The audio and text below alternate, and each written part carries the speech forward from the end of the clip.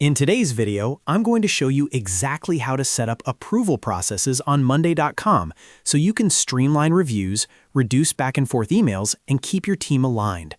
Whether you're managing content approvals, contract sign-offs, design reviews, or internal requests, this step-by-step guide will help you build a clean and automated approval workflow inside Monday.com.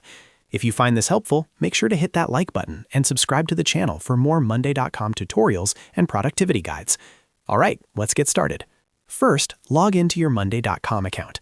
Once you're inside your workspace, you need to either open an existing board or create a new one specifically for approvals.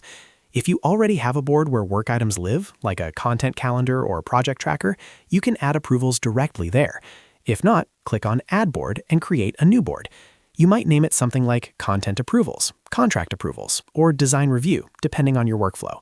Now that your board is ready, the next step is to add the necessary columns for an approval process. Every approval workflow needs at least 2 core columns. The first is a status column. Click on the plus sign to add a new column, choose Status, and rename it to Approval Status. This column will track where each item stands in the approval process. I recommend setting up the following labels: Pending, In Review, Approved, and Rejected. You can customize the colors to make it visually clear. For example, yellow for In Review, green for Approved, and red for Rejected. Next, add a People column. Click Add Column again, choose People, and rename it to Approver. This is where you'll assign the person responsible for reviewing and approving the item. Now your board has the basic structure needed for an approval workflow. The real power of Monday.com comes from automations, so let's build the workflow logic. At the top of your board, click on Automations and then open the Automation Center. In the search bar, type Approvals, or you can manually browse the automation templates. The first automation we'll create is to notify the approver when something is ready for review. Choose the template that says, when status changes to something, notify someone. Configure it so that when approval status changes to In Review, it notifies the person in the Approver column. This ensures that as soon as a task moves into review, the assigned approver gets an instant notification.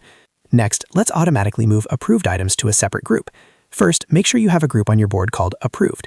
Then go back to Automations and select the template that says, when status changes to something, move item to group. Configure it so that when approval status changes to Approved, the item is moved to the Approved group. This keeps your board clean and clearly separates completed approvals from pending work. Now let's handle rejections.